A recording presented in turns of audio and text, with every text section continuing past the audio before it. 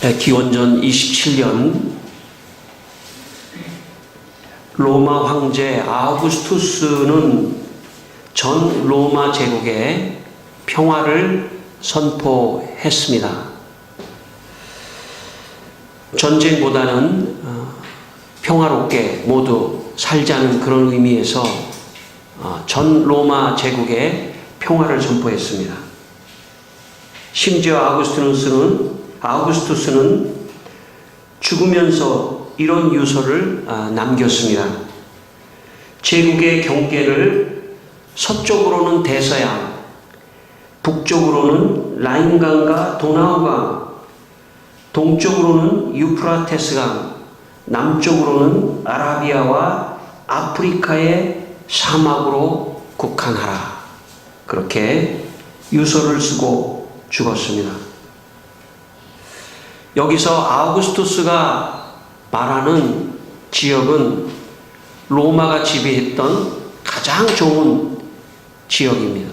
지중해를 중심으로 해서 가장 좋은 땅을 지금 아우구스투스가 말하고 있는 것입니다. 그 이상을 정복하지 마라. 왜냐하면 그 이상은 통제도 어렵고 또 별로 쓸모가 없는 땅이니까 그 이상의 땅을 정복하느라고 힘을 쓰지 말라. 그렇게 유서를 쓰고 죽었습니다. 예수님께서 태어나신 이스라엘도 지금 아우구스투스가 말한 그 지역에 속하는 지역입니다. 그래서 예수님의 시대에 예수님이 태어났을 때 로마는 이스라엘을 지배하고 로마의 통치 아래 이스라엘의 평화를 선포하고 평화롭게 살도록 그렇게 해 주었습니다. 그러나 아우구스투스 황제가 선포한 평화는 거짓 평화였습니다. 왜냐하면 로마의 통제 아래 누리는 제한된 자유가 없는 그런 억압된 평화였기 때문입니다. 그래서 역사가들은 아우구스투스 황제가 선포한 로마의 평화를 팍스 로마나라는 라틴어를 써서 사용하는데 그 팍스 로마나, 팍스라고 하는 것은 평화입니다. 로마나, 로마의 평화는 거짓 평화라고 하는 그런 의미로 사용합니다. 팍스 아메리카나, 팍스 아프리카나 이런 식으로 거짓 평화가 있는 그런 곳에 바로 이 팍스 로마나라고 하는 그 용어를 빌어서 사용합니다. 그러니까 아우구스투스 황제가 선포한 그 평화는 거짓 평화라는 그런 뜻입니다. 왜냐하면 아우구스투스가 선포한 평화에는 진정한 자유와 구원이 없기 때문입니다. 거짓 평화는 겉으로 보기에 평화로워 보이지만 그 평화는 결국 자유를 억압하고 구원을 가져다 주지 못하기 때문에 그 평화는 거짓 평화입니다. 예레미야 9장 8절에 그들의 혀는 죽이는 화살이라 거짓을 말하며 입으로는 그 이웃에게 평화를 말하나 마음으로는 해를 꾸미는도다 라고 말했습니다. 예레미야는 이스라엘 백성들이 입으로는 평화를 말하지만 마음으로는 해를 꾸미는 그런 거짓 평화를 책망했습니다.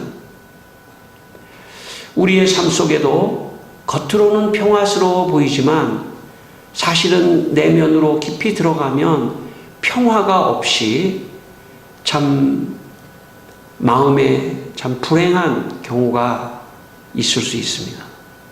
그래서 사람은 겉으로만 볼 수 있는 존재가 아닙니다. 겉으로 보면 평화로워 보여요. 그러나 조금 더 내면으로 들어가면 평화가 없는 경우가 많이 있습니다. 그러므로 우리는 거짓 평화로부터 벗어나는 훈련을 해야 합니다. 거짓 평화를 거부하는 훈련을 해야 합니다. 거짓 평화를 깨버리는 훈련을 해야 합니다. 그래서 진정한 평화를 향하여 가야 합니다.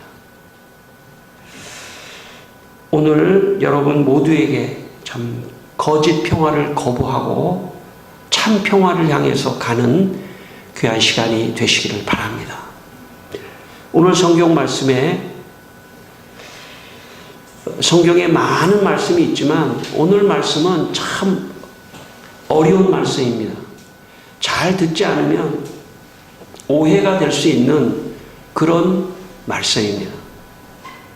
오늘 성경 말씀 마태복음 10장 34절에 예수님께서 내가 세상에 화평을 주러 온 줄로 생각하지 말라. 화평이 아니라 검을 주러 왔노라. 이렇게 말씀하셨습니다. 우리가 그냥 상식적으로 보면 이 말씀이 반대로 바뀐 게 아닐까? 이렇게 생각할 수도 있습니다. 예수님이 화평을 주러 오셔야지 어떻게 검을 주러 오셨나? 이렇게 생각할지 모르지만 그러나 이 말씀은 그 시대의 그 문화와 그 상황을 이해해야 됩니다. 지금 예수님이 사셨던 그 시대는 바로 아우구스투스 황제가 온 로마 제국에 팍스 로마나 로마의 평화를 외쳤던 그런 시대였습니다. 그렇기 때문에 사람들은 겉으로는 평화스러운 것 같지만 내면에는 행복과 참 기쁨이 없었던 그런 시대에 살고 있었습니다.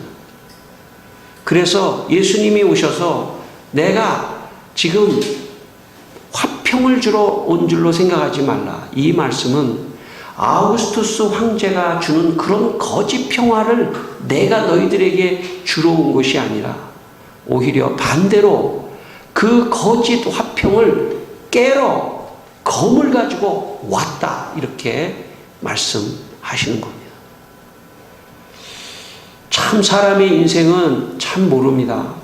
겉으로는 아주 아무 일도 없는 것 같지만 어느 날 갑자기 참 알 수 없는 그런 행동을 하는 게 인간입니다. 그렇기 때문에 나의 내면과 나의 외면의 간격을 너무 넓혀 놓으면 안 됩니다. 사실 이런 사람이 더 정직한 사람입니다.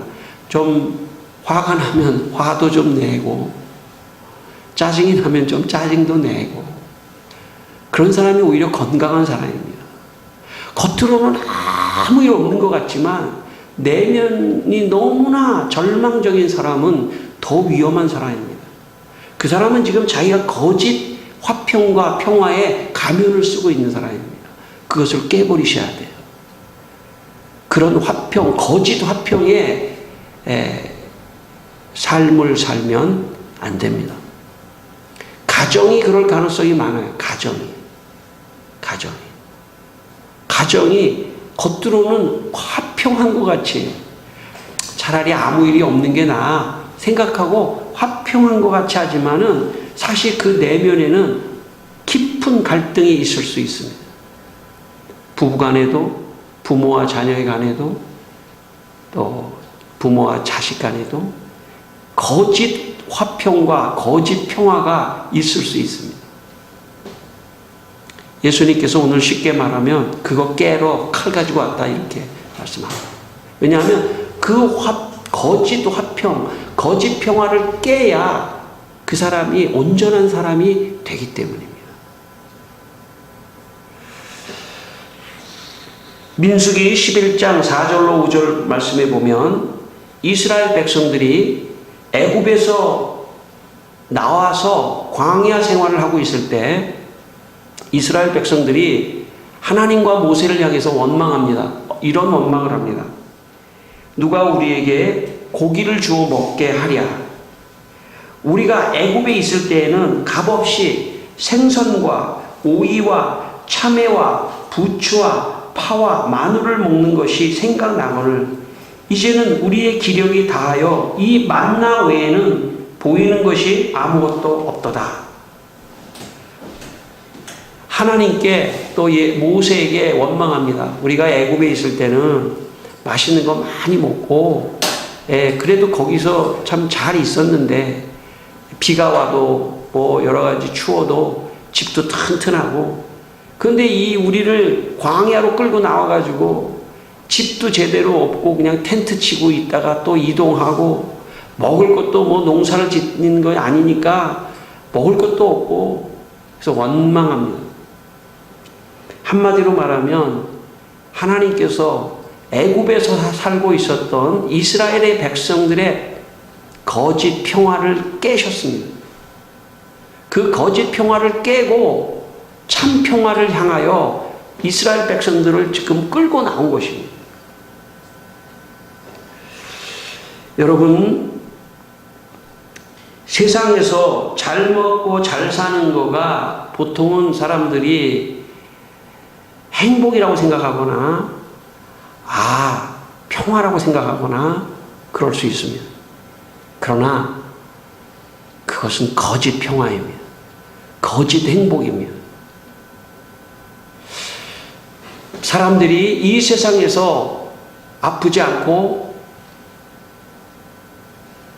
돈 많이 벌고 좋은 환경에서 사는 것, 그것을 최고의 행복이라고 생각하지만, 또 그것을 최고의 평화라고 생각할 수 있지만, 사실 그것은 최고의 행복이나 평화가 아닙니다.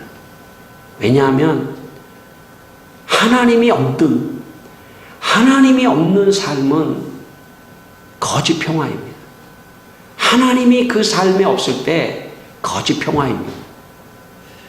그러므로 성도 여러분, 이 세상이 주는 거짓 평화에 너무 속지 말게 되시기를 바랍니다.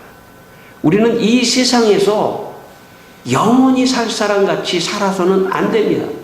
우리는 순례자입니다. 우리는 지금 천국을 향하여 여행을 가고 있는 사람들입니다.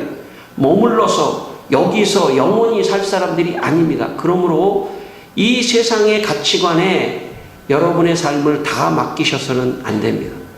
그것은 거짓 평화입니다. 거짓 행복입니다.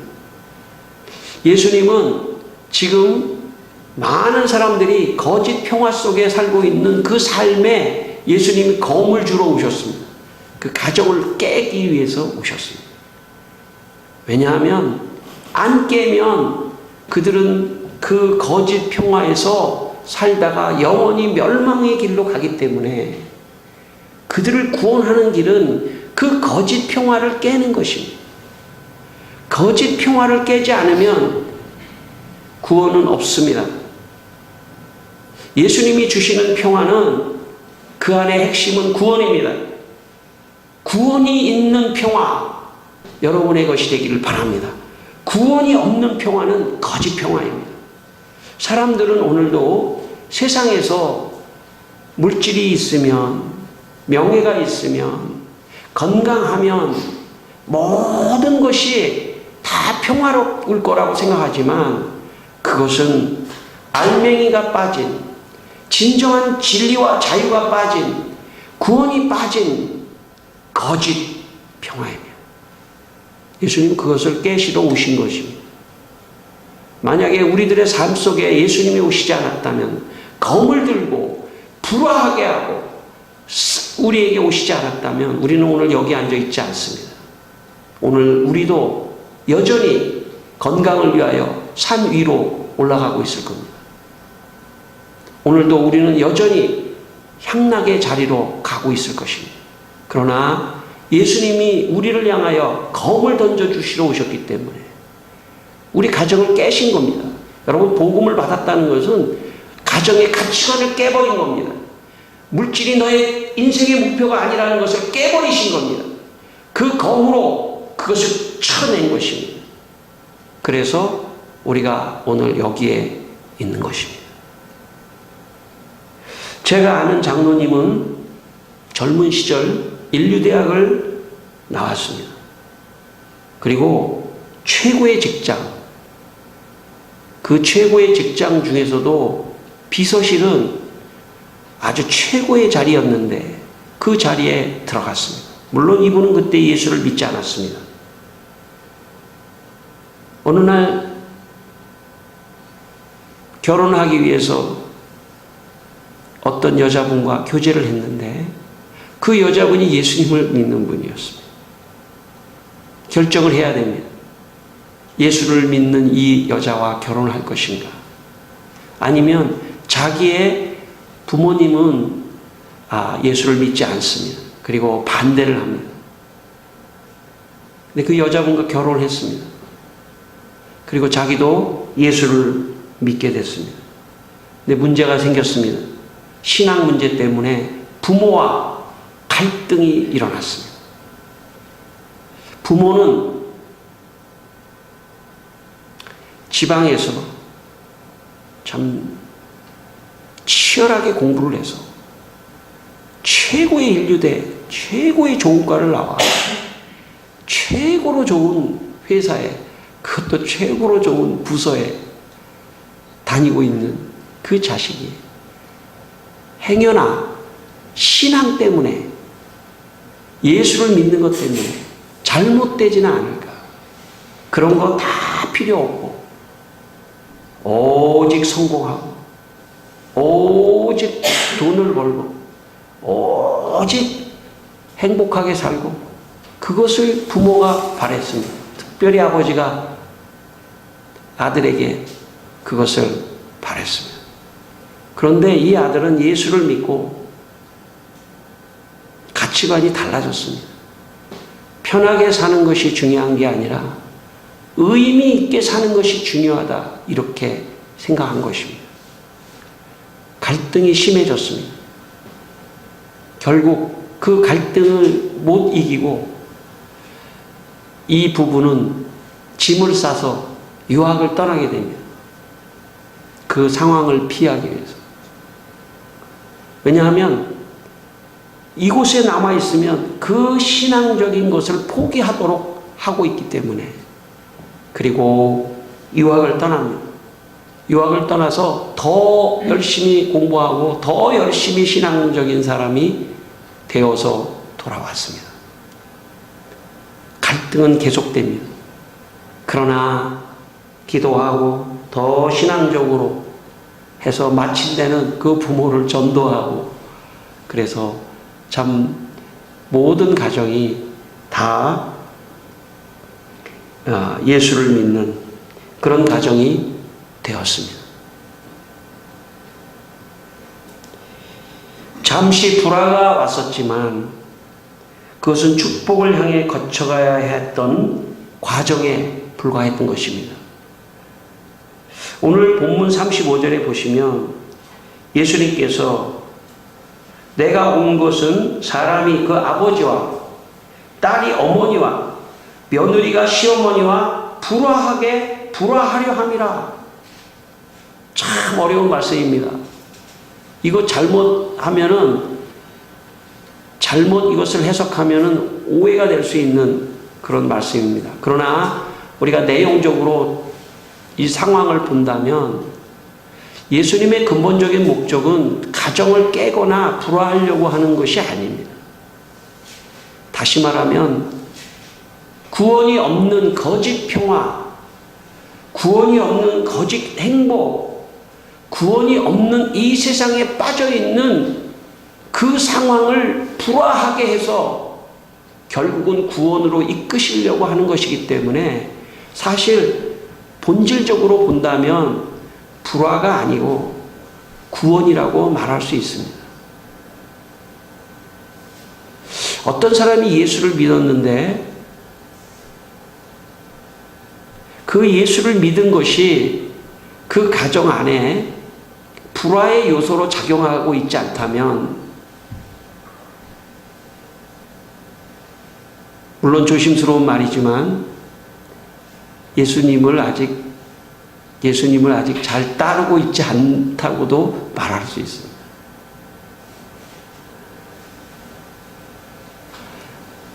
가정의 결정적인 순간에 가정의 화평을 위하여 우상 앞에 무릎을 꿇을 수도 있는 것입니다.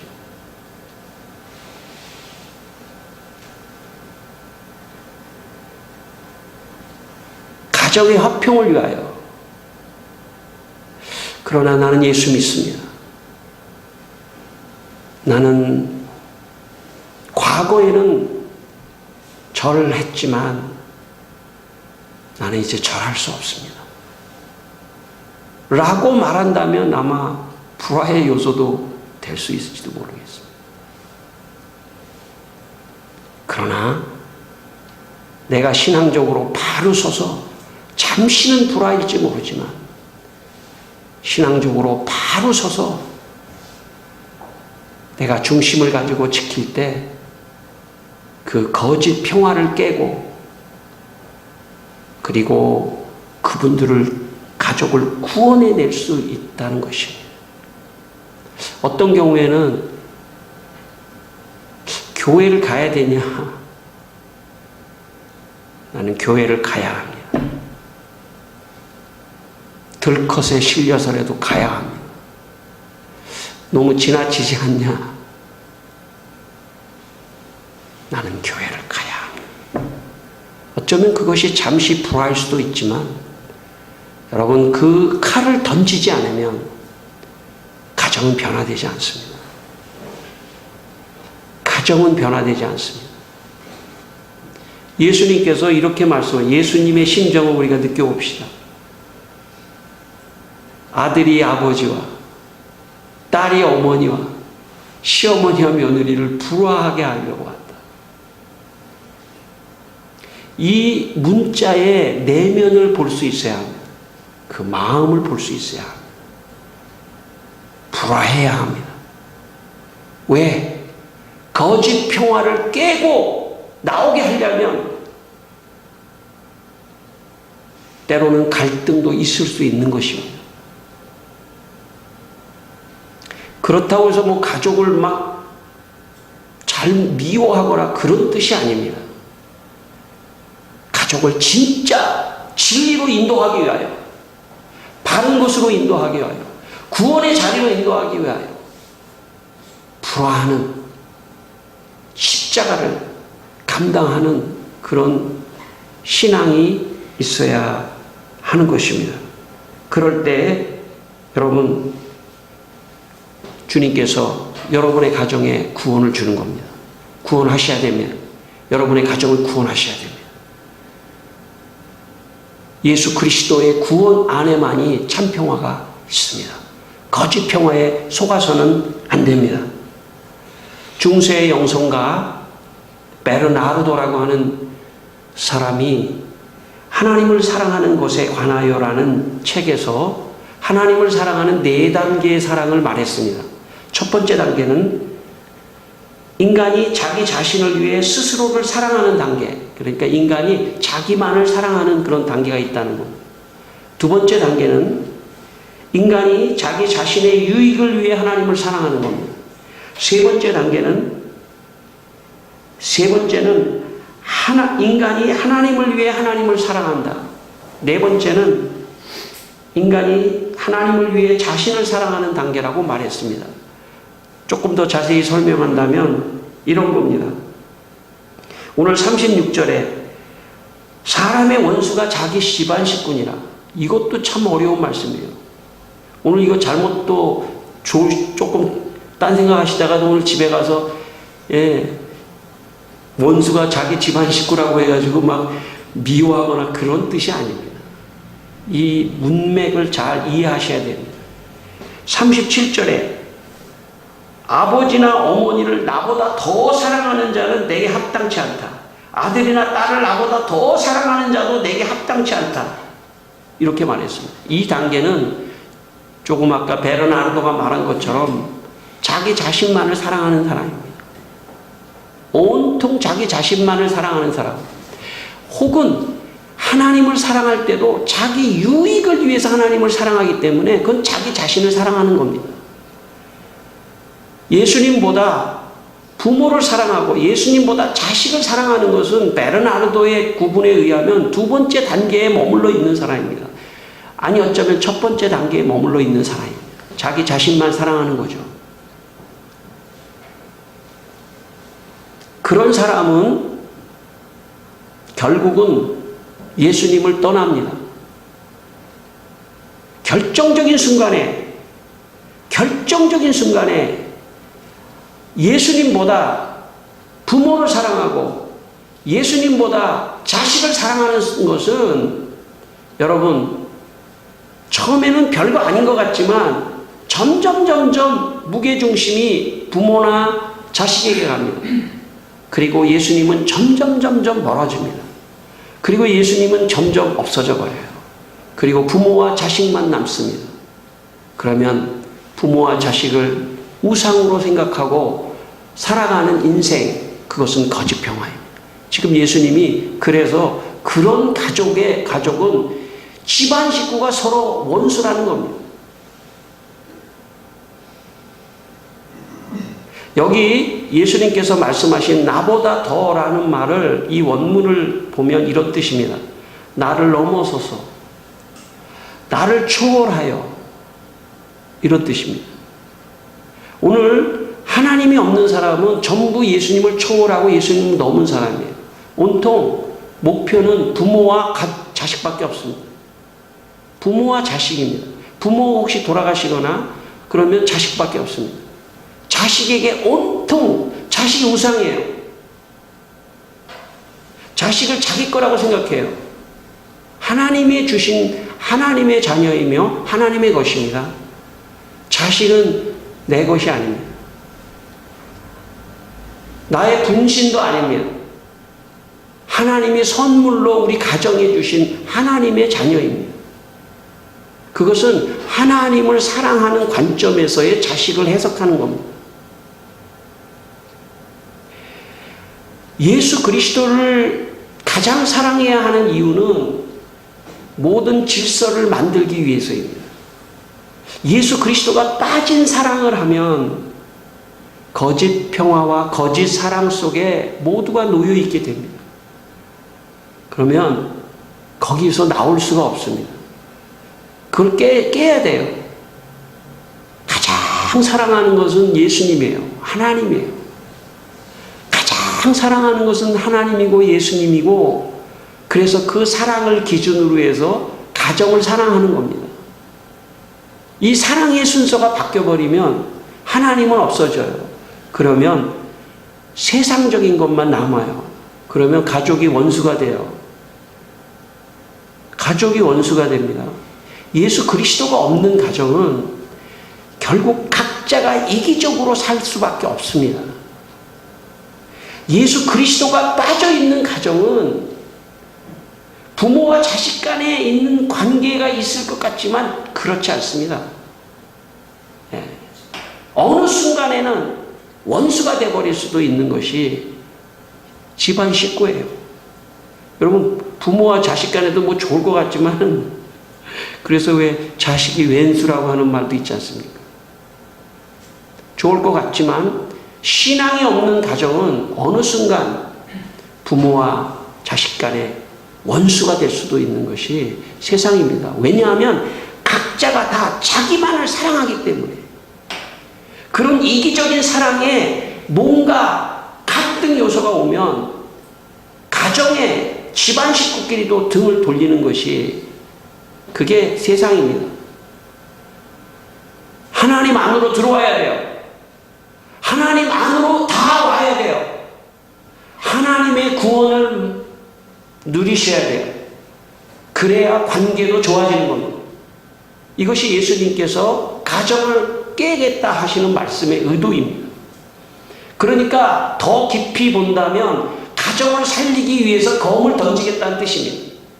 가정을 깨기 위한 깨는 것이 아니라 가정을 수술하고 가정의 거짓 평화를 깨서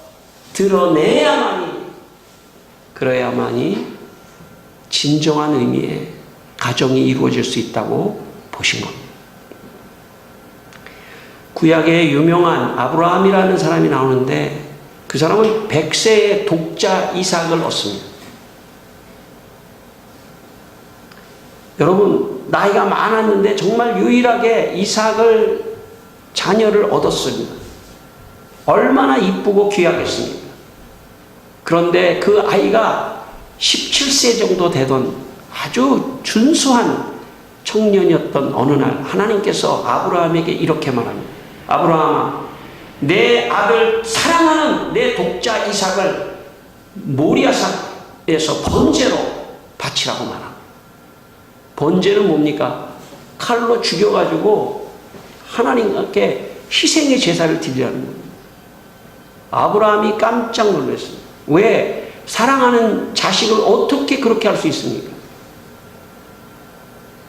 그런데 아브라함은 이삭을 데리고 모리아산에 번제로 드리기 위하여 올라갑니다. 그리고 제단을 만들어 놓고 불을 필 것을 만들어 놓고 칼을 들고 아들 이삭을 내리치려고 하는 순간에 하나님께서 아브라함아, 됐다. 네가 내 아들 이삭 독자보다 나를 더 사랑하는 줄을 내가 아느니라. 그런 유명한 말씀이 있습니다. 오늘 주님의 이 말씀과 맥을 같이 한다면 여러분, 자식을 손에서 놔야 돼요. 자식을 놔야 돼요. 주님 사랑하는 것이 더 깊이 들어가야 돼요. 그러면 자식을 주님이 도와주시고 지켜주시고 자식을 하나님께서 도와주시는 겁니다. 그리고 내가 똑같이 공을 들이더라도 하나님 없이 자식에게 공을 들이면 자식은 우상이 됩니다. 그러나 하나님을 사랑하는 마음으로 자식에게 공을 들이면 더 희생하는 마음으로, 더 원망하지 않는 마음으로, 여러분, 자식도 부모도 자식을 향해서 원망하는 마음이 있습니다. 쟤가 왜 이러나, 아주 지긋지긋해 죽겠다, 그럴 수도 있는 겁니다. 부모가 내가 낳았기 때문에 내가 책임은 지지만 정말 너무너무하다, 그럴 수도 있어요, 부모가. 그러나 여러분, 하나님을 사랑하면 하나님께서 이렇게 말씀하십니다. 내 자녀이다. 너의 자녀이기도, 육신의 자녀이지만 쟤는 내 자녀야. 쟤한테 좀 잘해줘. 그러면 하나님을 사랑하는 마음으로 자녀에게 아낌없이 사랑을 주고 희생하고 도와주는 겁니다. 그래서 하나님이 없는 사람은 자식이 우상이 되면요, 그 자식이 떠나간다든지 그러면 절망하고 좌절합니다. 그러나 하나님이 있는 사람은 자식에게 아낌없이 주고 떠내보내도 축복하며 떠나보낼 수 있는, 달라요. 자식을 사랑하지 말라는 게 아닙니다. 아니, 더 사랑하게 돼요. 하나님을 사랑하는 것만이, 그 힘으로만이 남편도 사랑하고 부모도 사랑하고 자식도 사랑하는 겁니다. 그게 영적인 원리예요. 그것이 빠져끼면 안 되기 때문에 나보다 더 사랑하는 자는 합당치 않다라고 주님이 말씀하신 겁니다. 마지막 한 말씀이 있습니다. 오늘 마지막 주님께서 38절 39절에 자기 십자가를 지고 나를 따르지 않는 자도 내게 합당치 않다. 나를 위하여 자기 목숨을 잃는 자는 얻을 것이다, 이렇게 말했습니다. 베르나르도의 구절에 본다면 세 번째, 하나님을 위하여 하나님을 사랑하고, 아니 네 번째는 하나님을 사랑하는 것 때문에 나 자신까지도 심지어 사랑한다, 이런 뜻은 뭐냐면 나의 목숨까지도 하나님께 드릴 만큼 사랑한다, 그런 뜻입니다. 여러분, 하나님을 사랑하고 예수님을 사랑하는 것이 인생을 잘 사는 답입니다. 그것이 거짓 평화를 없애고 참 평화 속에서 사는 길이에요. 내가 주님을 위하여, 내 목숨까지도 바치겠습니다 라는 그 사랑의 마음을 가지고 있을 때 그 안에 구원이 있는 겁니다. 내가 너를 보았노라, 내가 너에게 구원을 주노라. 그리고 그런 마음이 가장 안정된 인간의 마음이고 가장 평화로운 인간의 마음이에요. 주님을 사랑하는 그 마음을 가지고 세상을 사랑하는 겁니다. 가정생활을 해가는 겁니다. 오늘 이 아침에 말씀을 오해하지 말고 더 주님 사랑하고 가족을 사랑하시기를 주의 이름으로 축원합니다. 기도하겠습니다. 우리 한번 기도하겠습니다. 다 같이 하나님 사랑합니다. 예수님 사랑합니다. 그래서 참 예수님을 사랑하는 그 마음으로 가족을 사랑하게 하여 주시고, 오늘도 예수님의 없는 가정, 주님께서 거울을 던져주십시오. 불화를 시켜주십시오. 그래서 아버지 하나님, 잘 먹고 잘 사는 그거의 목표를 두는 인생이 아니라 주님을 사랑하는 그곳에 목표를 두는 주여, 우리 성도들이 다 되게 하여 주시기를 원합니다. 오늘 거룩한 주일 말씀을 듣고 돌아갑니다. 이제 이 명절 동안에도 참 잘 아끼고 사랑하는 귀한 시간이 되게 하여 주시옵소서. 가정을 축복해 주시고 자녀들을 축복하시고 귀한 가정, 믿음의 가정, 신앙의 가정이 되게 하여 주시옵소서. 주님을 찬양합니다. 기도하겠습니다. 하나님 아버지, 우리 성도들이 가족을 사랑하되 예수님보다 더 사랑하지 않게 하시고, 예수님을 더 사랑하여 가정을 더 사랑하게 하시고 구원받고 축복받게 하여 주시옵소서. 예수님 이름으로 기도드리옵나이다. 아멘.